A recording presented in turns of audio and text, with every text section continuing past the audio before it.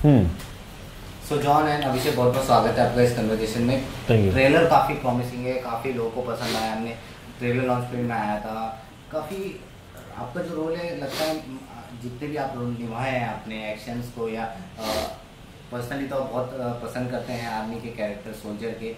ये जो रोल है काफ़ी प्रॉमिसिंग रहा है आपके लिए। जी, इनफैक्ट स्टोरी बहुत ही अलग है, बहुत ही डिफरेंट स्टोरी है। और इसमें मैं आर्मी में नहीं हूँ, मैं एक जूनियर ब्यूरोक्रेट हूँ जो प्राइम मिनिस्टर के ऑफिस में काम करता हूँ।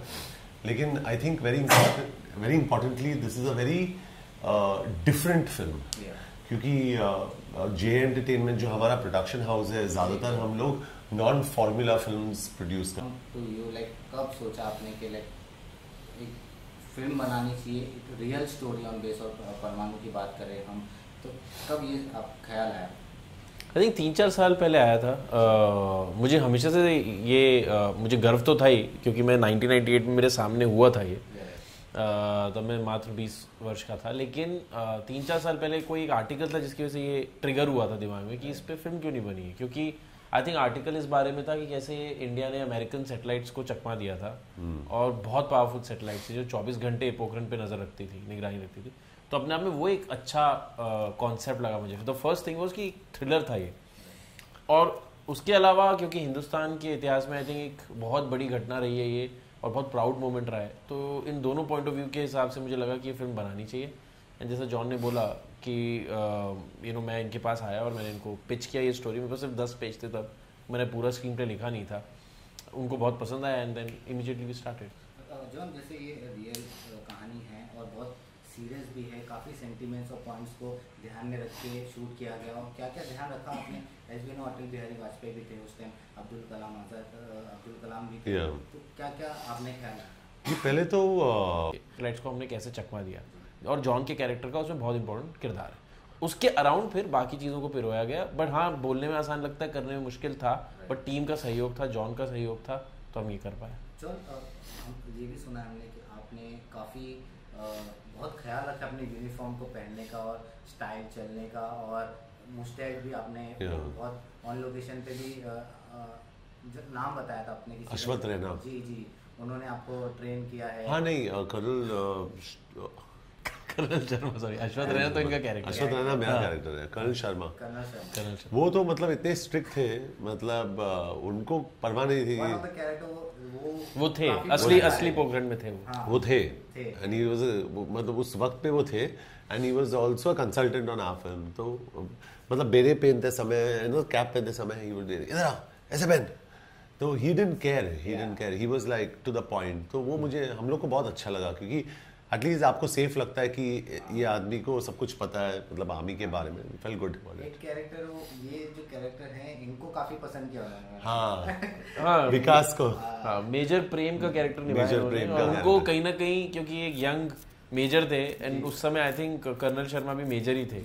तो उन्होंने अपने आप को कहीं देखा इस कैरेक्टर में, और विकास ने बहुत अच्छा निभाया इस कैरेक्टर। और हम लोग एक शॉट में तीनों चल रहे थे, तो हमने कहा कि सारे सल्यूट करेंगे। नहीं, तुम लोग मत करो, तुम करो, मेजर प्रेम तुम करो बस। तो मतलब he was the important guy. So it's just good. Picture की बात करें तो पिक्चर जितने भी हमने देखी अभी पिक्चर आई हैं, सोल्जर्स और इस तरह की पिक्चर को लेके, ये किसी पाकिस्तान एंटी पाकिस्तान फिल्म, ये कोई anti Pakistan, anti China, anti America film नहीं है, लेकिन ये प्रो इंडिया फिल्म है। क्योंकि ये उस वक्त पे ये कहना बहुत ज़रूरी। हमने जितना भी रिसर्च किया उसको हमने इंटैक्ट रखा। तो this film is about 80 to 85% factual. इसमें जो फिक्शनल चीज़ है वो मेरा कैरेक्टर है जो फिक्शनल है। मेरे अलावा कलाम साहब का नाम, या चिदम्बरम जो उस वक्त पे साइंटिस्ट थे, काकोडकर साहब, जितने सारे लोग थे इन्वॉल्व इस मिशन में, उनका नाम हमने चेंज किया, because you get into a biopic issue, rights issue, तो नाम चेंज किए। But the film is dedicated to Kalam Saab, and we are very proud to say that it is dedicated to him, and of course Vajpayee ji, who actually planned the both of them, who planned this together. So I think it's a very, it was, मुझे लगता है कि independence के बाद अगर एक defining event था India में, it is the Pokhran test that happened in 98. और इनफैक्ट खितौली गांव में, आई डोंट नो वेयर, योगी हमारे लाइन प्रोड्यूसर गए थे वहाँ पे, किसी ने एक आदमी से वहाँ पूछा कि टेस्ट के टाइम पे तो ये आप, उससे कहा मेरे दीवार टूट गए, सो योगी ने कहा दीवार टूट गया, रेडिएशन का कुछ प्रॉब्लम हुआ, whatever, and this Yogi told me this, and he saying ये फिल्म में होना चाहिए, एंड ही सेइंग दीवार टूट गया लेकिन इंडिया तो बन गया ना. So just imagine the sense of pride.